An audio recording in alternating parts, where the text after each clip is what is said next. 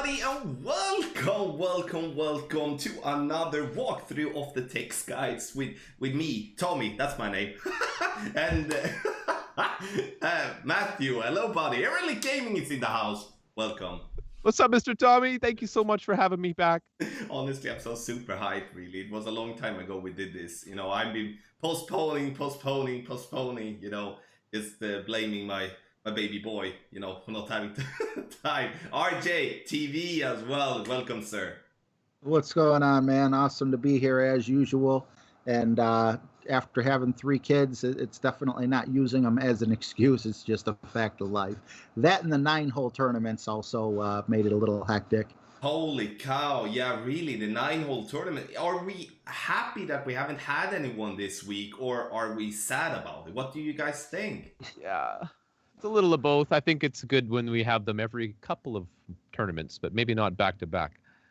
Yeah, I don't mind having them every week because I love getting on and streaming and being with the crew. However, it is a lot. It is a lot. I could see myself getting burned out. So I am enjoying the break. It has been an insane time, really. As you said, we have mini tournaments, we have had a major, and now it seems like we're back to a regular schedule. But that means that we are going to go into this tournament a little bit more relaxed. And, maybe we can see ourselves performing a little bit better. In the end, I don't know if you guys are watching. I've been performing really well, but at least for myself, that's something that I look forward to. But we're gonna talk about all the text guides, the general text guides for the Akacha Reserve, which is the course that we're gonna play in the Safari Sunrise tournament. Matthew is going to cover rookie, RJ is going to talk about pro and expert, and me myself, I'm gonna talk about master. And as always, use the comment section below and ask questions, whatever question you might have. And whoever that see the question, doesn't matter if Matthew, RJ, or me, we're gonna be there to try to help you out. And as well, don't forget to subscribe to all of our channels. You can find, obviously, my channel, Golf Clash Tommy. You have Erelic Gaming as Matthew's channel, and then it's RJ TV as Roy's channel. It's not often I say his first name that way, but that sounds good. So press the subscribe button. That's gonna be awesome. Also, the ultimate tournament text guides, best guides on the market. You find the link to patreon.com/golfclashtommy in the description down below. So just some final thoughts here before we start, guys. What do you think is gonna be the score to qualify for the weekend round? Then we're gonna take the winning score in the end. Boy, I'm always so generous. I think it's going to be lower than I usually think. I think rookies are going to get in with a 10 or an 11, no problem. Oh yeah, just getting in. I would say probably 10 or 11. If you get a 10, you're going to be watching on the bubble. If you get 11, you should be safe. But we never know with the wins that they have. There might be more gimmies than not. So don't hold me to it because we're not privy to that information until you guys are. I really wish we would, but we're gonna obviously have to guess. But I see the same as you guys. I think in the start, as always in Master, a lot of people are practicing. So if you're gonna take a stab at Master, might do that on Monday to get yourself through, maybe with a -8, 9, 10, depending on the wind. But then obviously coming day 2 and day 3, I'm thinking -12 is gonna be needed, which is supposedly to be the par score or whatever we can call it in Master. But let's get on with our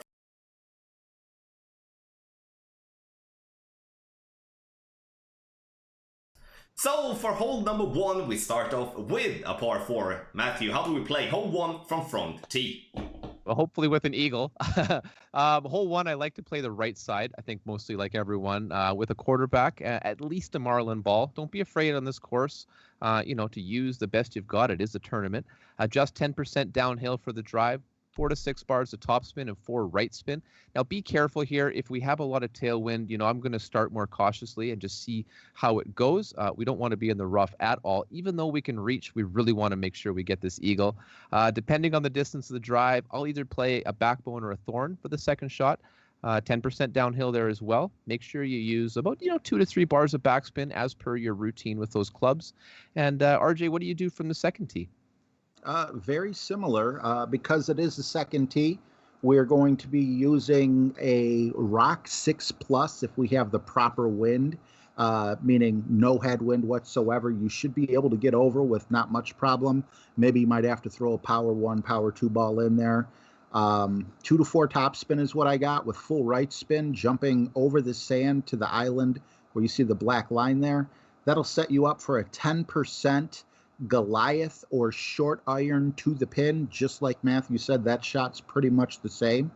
What do you got in Masters there, Tommy?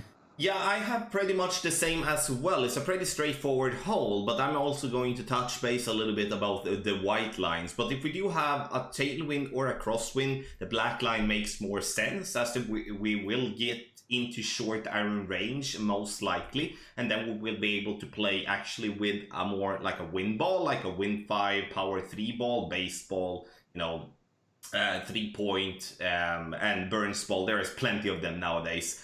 And then we can play that one, and we have a short iron with less than 10 miles per hour towards the pin.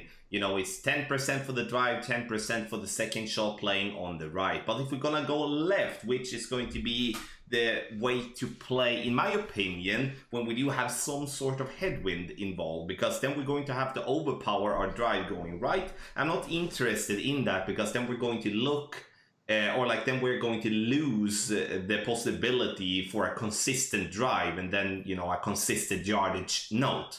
So therefore we then play over to the left, which will in the end get us to a rough bump with our sniper, or with a long iron with a decent amount of topspin, like a level 7 B52, or with a Goliath level 8 plus, which is going to be a very interesting route, in my opinion, to actually be able to do a rough bump there from the left. And I play the elevation the same there, 10% for the drive, 10% over for the second shot. So this is, in my opinion, from the third tee at least, going to be a must eagle, no matter how we look at it in the end.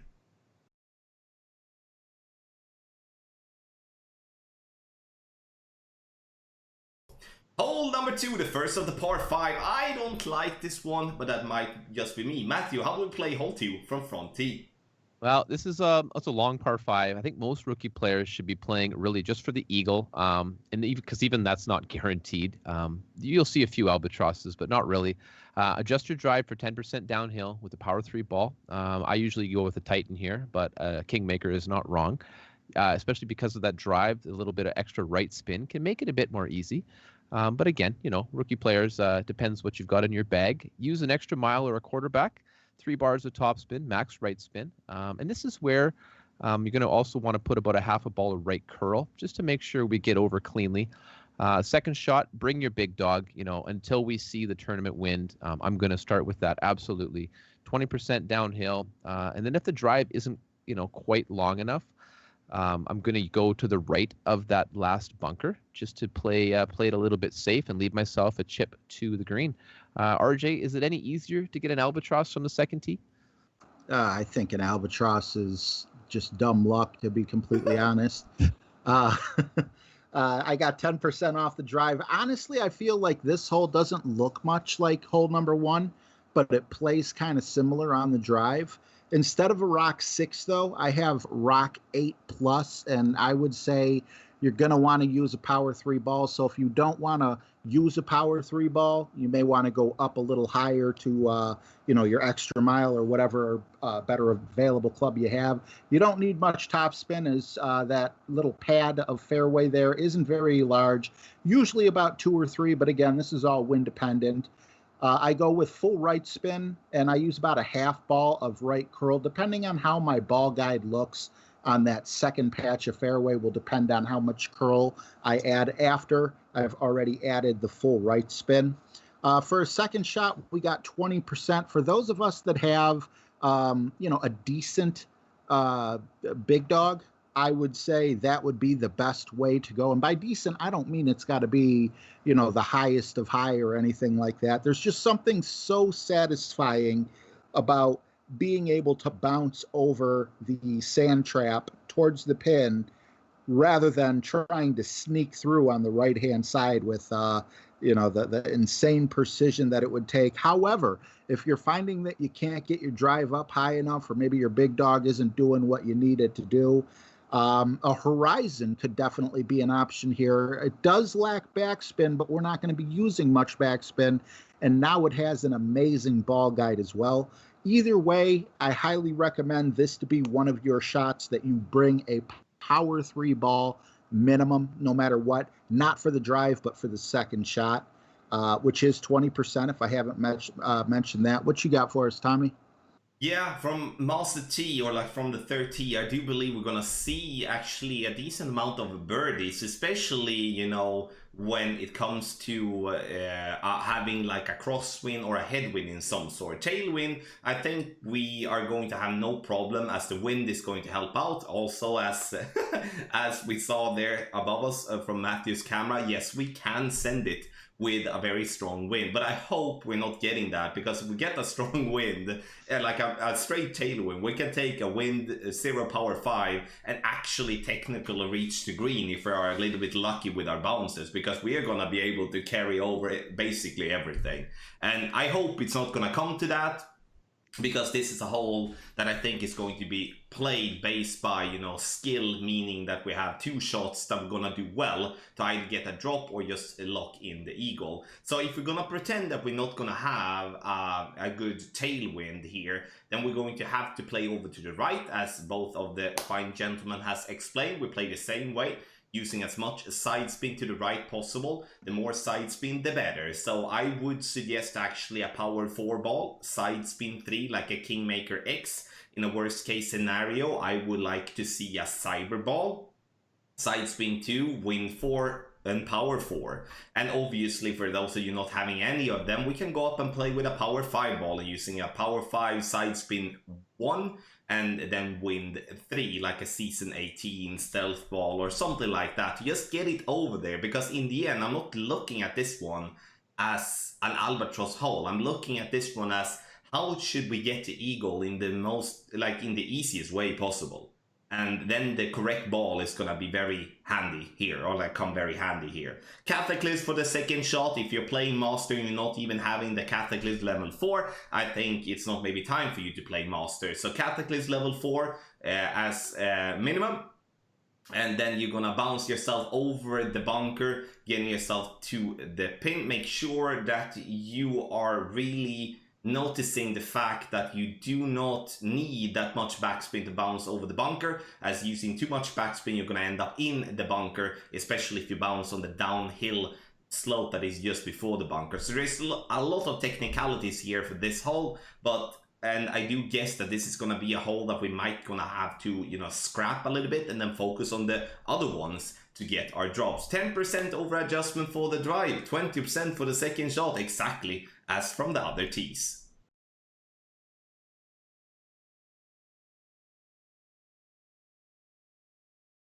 Hole number 3, the first par 3. So how do we play it from front tee? Well, I definitely prefer to play here with the sniper if I've got it. Sniper 4 plus is usually what I work with. Otherwise, I go with a Viper here.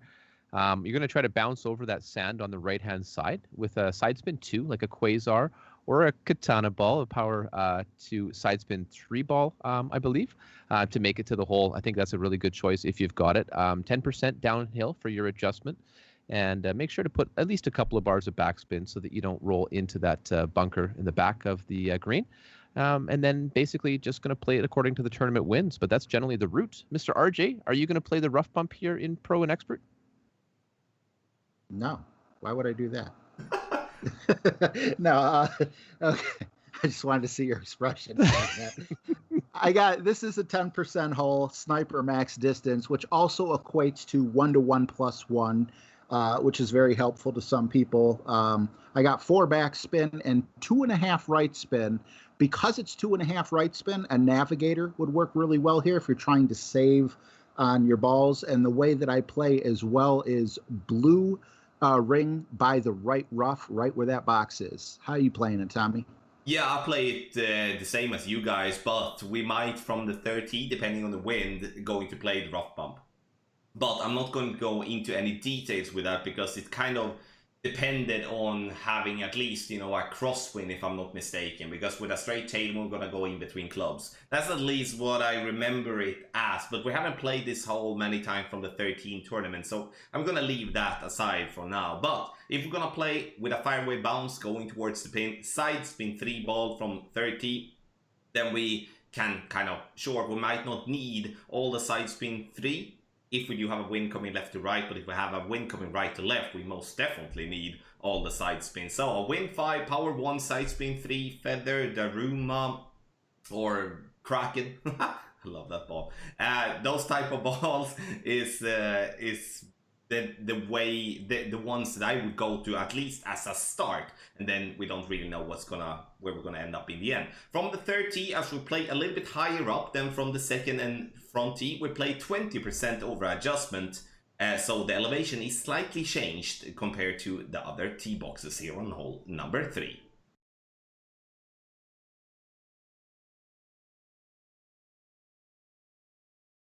Hole number 4, a par 4, and I'm very curious how we're going to approach this one and get the eagle. So Matthew, how do we get the eagle from front tee?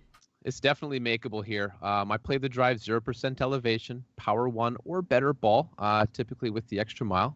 You know, I'm going to add maximum top spin, maximum left spin, and you're going to bounce following the black line typically. But you want to make sure to bounce on the top of that first fairway, right where that black box is. Don't get too close to the edges. Otherwise, your ball can do some pretty sad things like clip the rough or even end up in that bunker. And then basically, you know, try to roll it up as far as you can and close to that second black box. And the second shot is also played at 0%. I think most players here are going to bring a Hornet if they have it for its top spin and attempt the rough bump to the pin.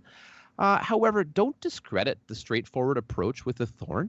That rough bump has proven to be a little bit unreliable for me in the past. So, I mean, it depends on your preference. Definitely are both options. So, I mean, it's going to be an eagle hole, though. That's the bottom line, right, Mr. RJ? Show us the way, my friend, to another eagle on the par 4. You know, it was funny. We were just reminiscing in between shots. This is actually the one where Tommy was gracious enough to caddy me, and you know, he just told me numbers over the stream, and I dropped it, and I couldn't believe it. Amazing time. I think that was not the last summer major, but the major before. I'm not. Anyway, I have Thor's hammer, and I also have, you know, or whatever driver you have that has a lot of top spin and distance. Technically, if you know you're going to hit perfect, you could even use a big topper here in the lower level. The reason for this is because you're not going to be necessarily in maximum distance of your club. You're not going to be in medium, but you're not going to need like the most distance possible, because Matthew actually brought up an excellent point about wanting to stay away from where it starts to curve down towards the rough and the bunker. I actually tried, while making my notes, I tried experimenting with that. And technically there's something that can work because it's dome shaped. If you land your ball on the downside of that dome, you could get a longer bounce. It's kind of like a fringe glitch. Your ball will shoot out instead of up a little bit more. But unfortunately, I did end up in the right rough. So I would have had to put a little left curl on it. And I don't know how consistent that shot is. So if you just play it straight up exactly the way Matthew just said it, you should be left with a short iron shot, or if you get enough top spin on there going, possibly even a wedge shot. And yeah, you could either play the rough bump, or if you're not comfortable with that, bring something with a lot of backspin like a Thorn. How are you playing that, Tommy? We're gonna play the same way as you guys so explicitly said, or like exemplary. I didn't find the yeah, okay. Woo-hoo! Yes, we're gonna play right side, and we're gonna bounce on the fairway over to the, you know, continue to be on the fairway, and we want to get to minimum distance short iron. Thorn, Falcon, Hornet, you know, I don't care. Play with the one that you feel the most comfortable with, that will get you the drop. Because that's the only thing that matters on this hole here. Sure, with a massive headwind, or like a straight headwind in your face, and you're not able to use any type of wind 5 balls, like a baseball and Burns ball, 3-point ball and stuff like that, then you're forced to play left side. the white line. And if you're gonna do that, then it's not game over for the eagle, but you're not gonna win the tournament. That I can actually stretch it to that at least. So here, be prepared using some type of wind ball if you do have a straight head wind, but with any other type of wind, we should be able to just get it down there using yardage notes. So every time you make your drive, if it says 350 or whatever it will say, write it down, and you know, so you get that one dialed in as soon as possible. My goal is to have this one dialed in with yardage notes already by Monday. And in that way, I can then focus on the other holes, because then I already have that dialed in, because I've already made my homework. If you do the rough bump, have in mind that it is a bit finicky to play that one due to the fringe can cause problems. That's why I, the last time, went and just bounced towards the pin using 2.5 to 3 bars of backspin, and I dropped the eagle every single time. So I had no issues with that. So don't steer yourself blind on the rough bump just because there is a rough bump. I just want to be clear with that. But whatever way works, that's the way you're gonna play. And hole 4, in my opinion, is the best way to make an eagle here on the Akacha reserves.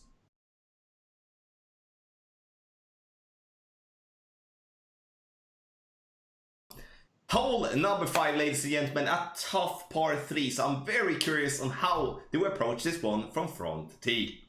Well, it definitely plays, I think, differently from the first tee as it does the second and third tee. I don't see us needing any right spin or left spin, just a couple of bars of backspin. But let me back it up and just say that I play the shot with 0% elevation, a marlin ball, and I'm typically playing this shot. Did I say the backbone? Yeah, I like to play it with the backbone.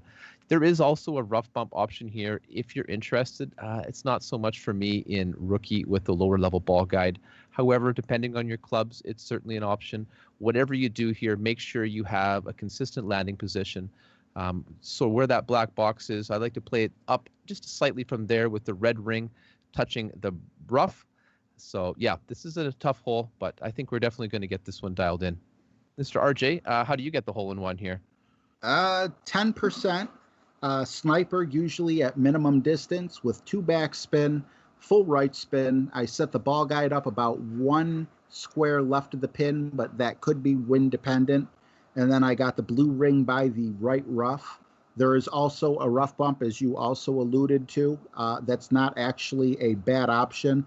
I just haven't been trying it so much. And because I love helping you guys out as much as possible, I've been trying the sand bump as well, but I can't get it to come out of the sand. So I'm still working on that one. What you got, Tommy? Okay, 3rd tee. I must say that this is going to be a very difficult par 3 from 3rd tee. I remember it from the last time, and we had a major issue with that we came in too hot. Like, even if we used a lot, like, even if we offset the ball guideline to be short of pin, we did come in hot due to it's very bumpy, and you don't really know where, if the ball is gonna take some speed and just massively roll towards the pin. So I think that this is going to be just a purely birdie hole in general here from 3rd tee, and I would really recommend to use side spin 3 ball in any form, because as Matthew said, the angle towards the pin is going to change drastically. And if you're noticing the 3rd tee box that I zoom in right now, that tee box is going to be basically having the complete bunker in our face. So we need to go left, and like we need to come from left to the right with this with using the side spin. 10% over adjustment is what I'm playing from 3rd tee as well. And be really careful with the bunker to the right, because in the end, it's not worth pushing it as hard that we risk going into the bunker if it's not a money shot that we would get a hole in one if we are hitting perfect instead, as it is otherwise. Rough bump, I remember it as that we didn't have the side spin enough to do the rough bump due to the wind wasn't coming left to right. If the wind comes left to right, it's going to be much easier for us to play this hole. If the wind comes right to left, yeah, be prepared for a very tough par 3.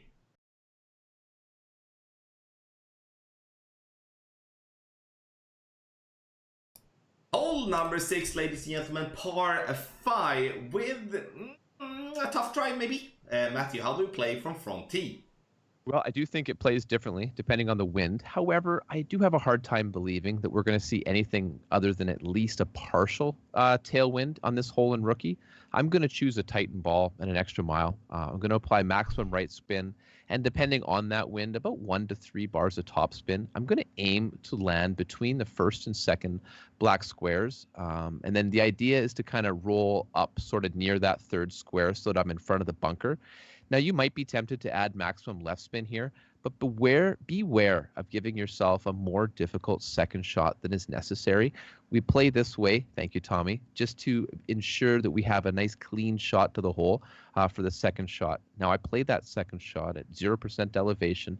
I'm going to probably bring a sniper here, possibly a Viper on the lower level accounts. Typically, I need about 2 bars of backspin to give myself a very, very realistic chance of an albatross. RJ, my man, tell me about the second tee technique. Well, we actually have an elevation change here, so we are looking at 20% instead of 10% for pro and expert.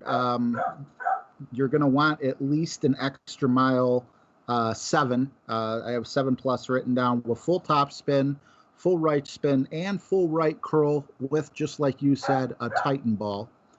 And we're going to land where the first black box is.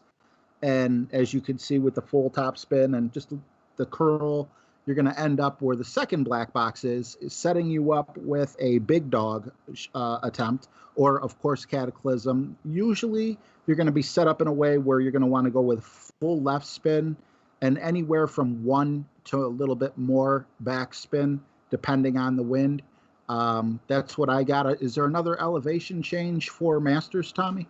No, like, obviously as elevation, I see that as a floating number. Like, we can play elevation in so many different ways, but I per default gonna play 20% over adjustment with the drive. And if we're not having a tailwind, like straight tailwind now from 30, then we're going to play according to the first black mark or the first black line to the left.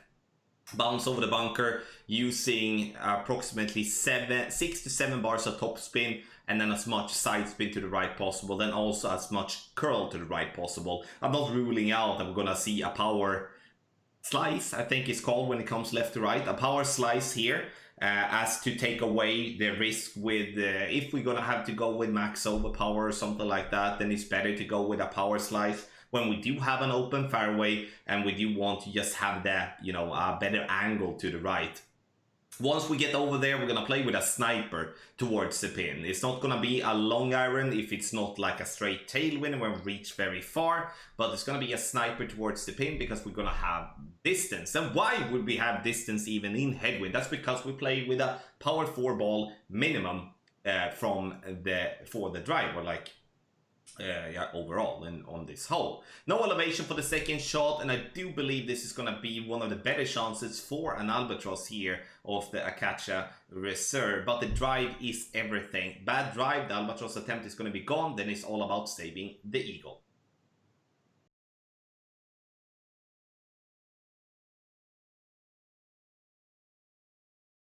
Hole number 7, the final par 3 here in the Safari Sunrise Tournament. Matthew, how do we approach this hole from front tee?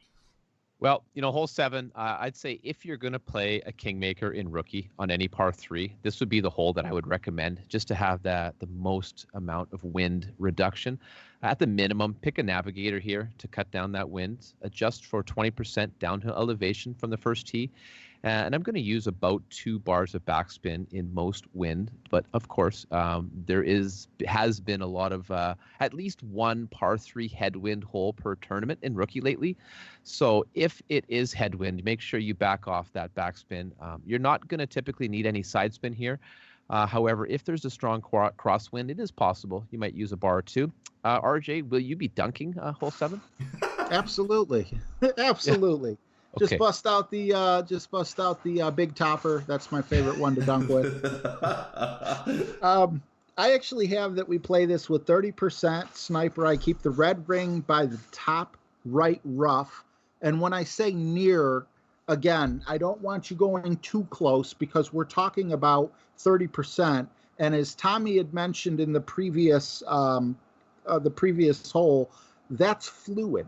if you get like an 11 mile an hour or even maybe a 7 or 8 mile an hour straight headwind, that's going to compress your ball guide more than what you're used to because of the steep drop off from where you're hitting to where you're landing to where the ball's going to actually end up on the green. However, I've had wonderful luck with this particular hole just in Tour 9 play, and it's with that setup that I just basically mentioned. Like I said, the only time I ever get hurt is when we have a straight headwind in our face. If you have just and same thing, if we end up with a 12 mile an hour wind at our back, I would make sure that ball guide comes up quite a bit short. You might end up actually seeing, if you're following Tommy's text guides after playing the holes, depending on the wind, this could be a 50 or 60% elevation just to make sure that we're playing it safe enough not to end up in the bunker or overshooting it. What do you got, Tommy?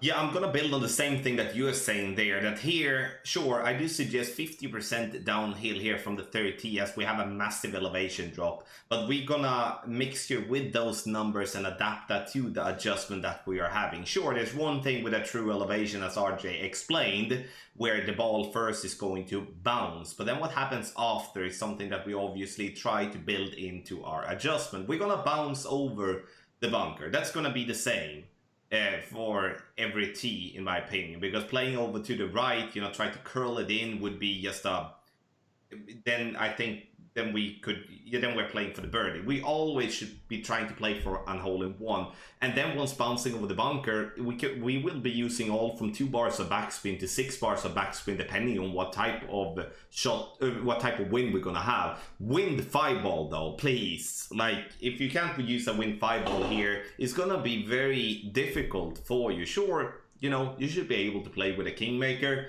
but when it's such a massive elevation drop on this one, like a 10 mile per hour is more going to be like a 15 in terms of how that is going to be affecting your shot. And then to reduce the wind to play with 7-8 miles per hour, so we generally play with like a 10, 11, 12 miles per hour in type of strength based on how much is going to be affected by the wind, it's going to be a massive difference. So please use a wind 5 ball if you can, and consider this one to be a birdie hole. Anything else, or like not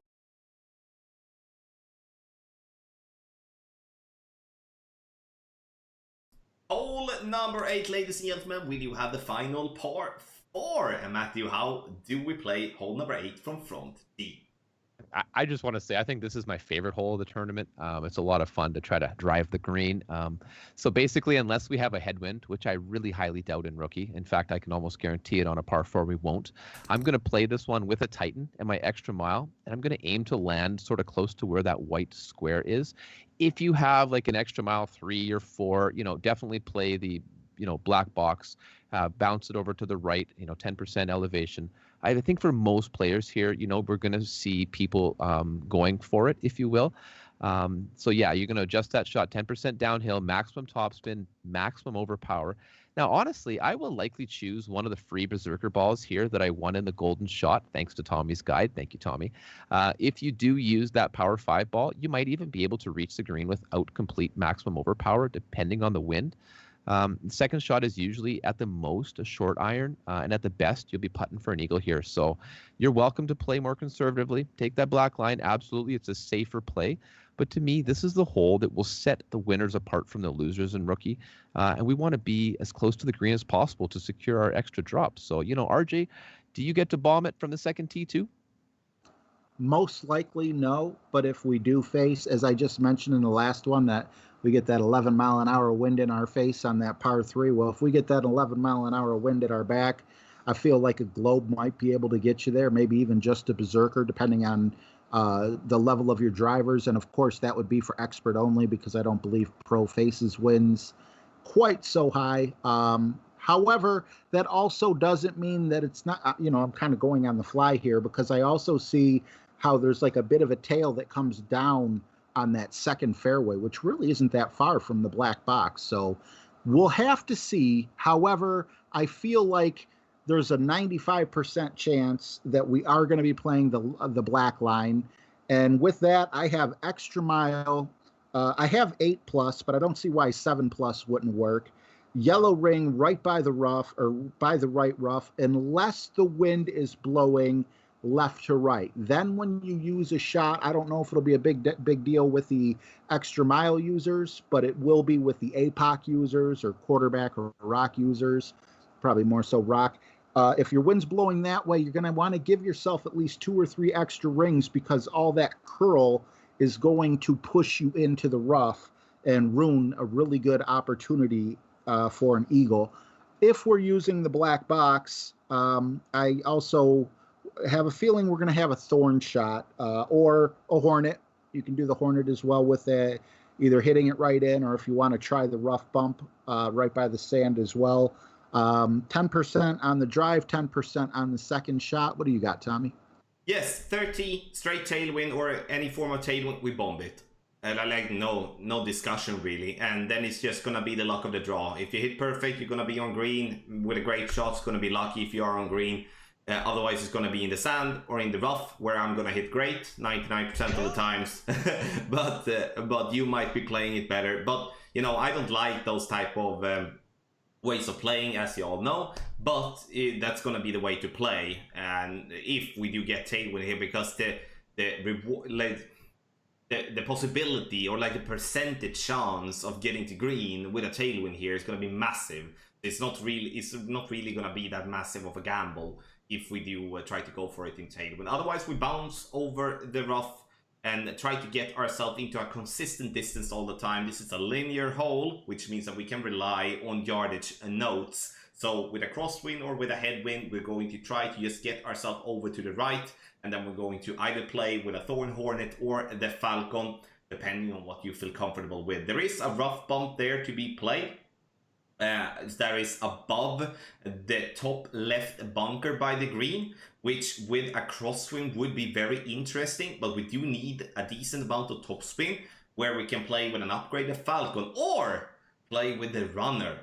Yes, the runner, which has a lot of topspin. So that's an interesting way of approaching the pin if that would be the case. But again, you know, kind of wind dependent on how we're gonna play that one. In the end, this is from the 30. Obviously it's a par 4, but it is going to be a must eagle on this par 4. I do believe that this, together with hole number 4, is going to be the 2 drops that we need to be able to get to have a chance of winning the tournament, because I do think that the drops on the other holes is going to be way harder to claim. 10% over adjustment for the drive. Obviously, if we are close to the green or on the green, we're not going to use any elevation there. Then second shot, according to the black line.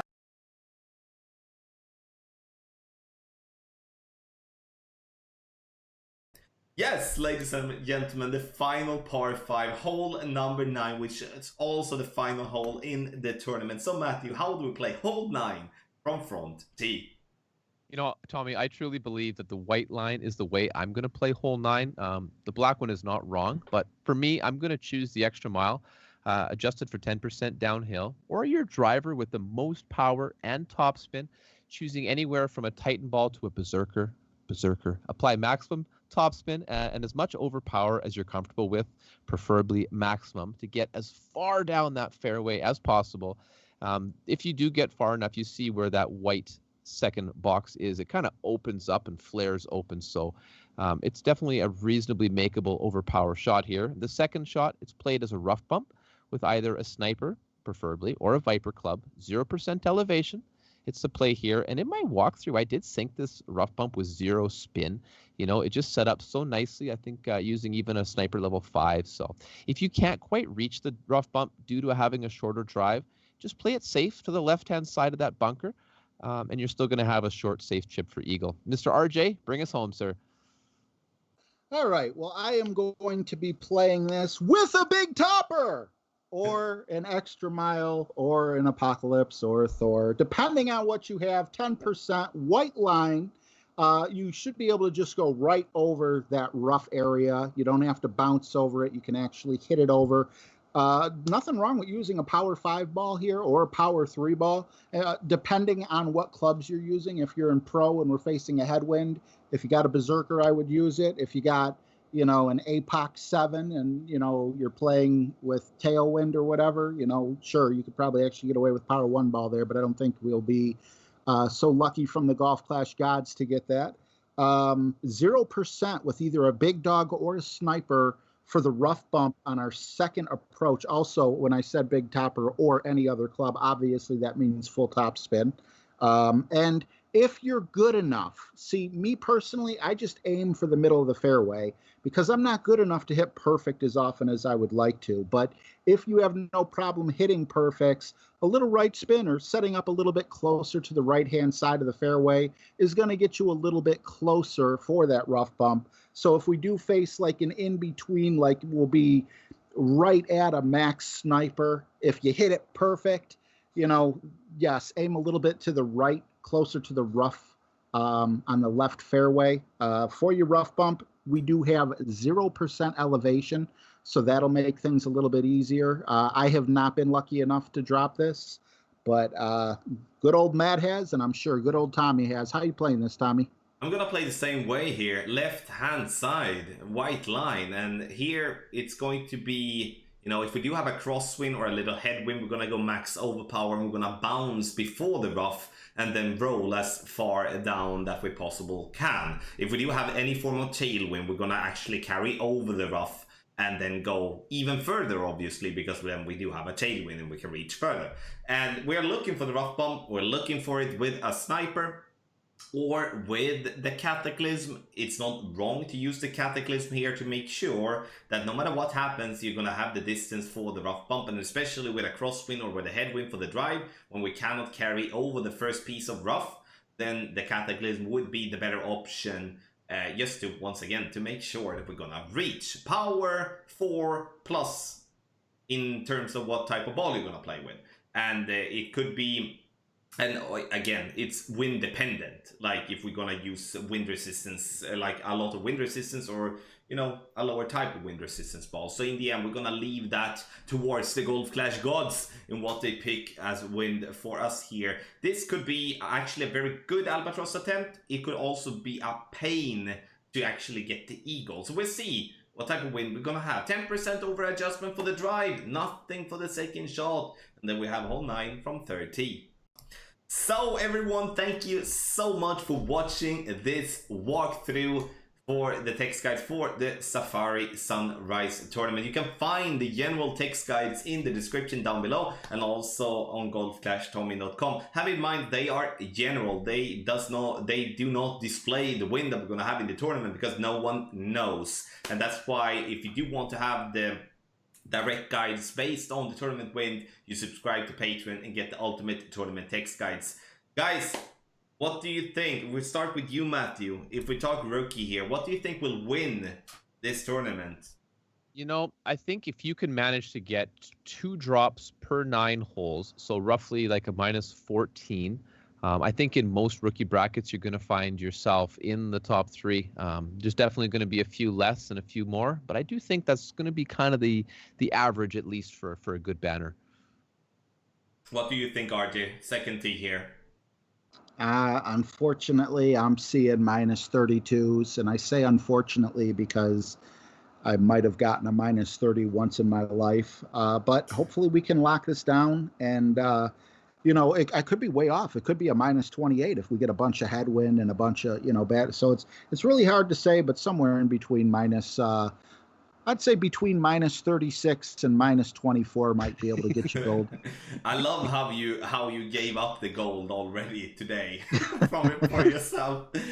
No, I think Master it's gonna be 30-32s, something like that. Obviously wind dependent. If a lot of headwind, we're gonna see a -30 being a really good score, but with some tailwinds where we can actually go a little full blast and stuff like that, then 32, 33 might not be impossible. But I see hole 4 and hole 8 and also hole 1, those the 3 par 4s really to be the ones to drop, maybe with hole number 3 as an extra, that first par 3, and par 5s is always tough to drop in Master. So it's gonna be interesting. It's not going to be like it was the last tournament, at least that I can almost promise.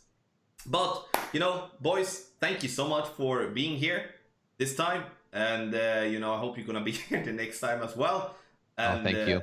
If you guys would have heard the talks in between the recordings, you would be a bit scared. But it's a lot of fun, and thank you so much to each and every one of you watching this as well. And don't forget to comment with whatever question you have, and also hit the freaking thumbs up if you enjoyed the video. And we will see you all when the tournament starts, the Safari Sunrise Tournament. Thank you so much once again, everyone, and have a good day.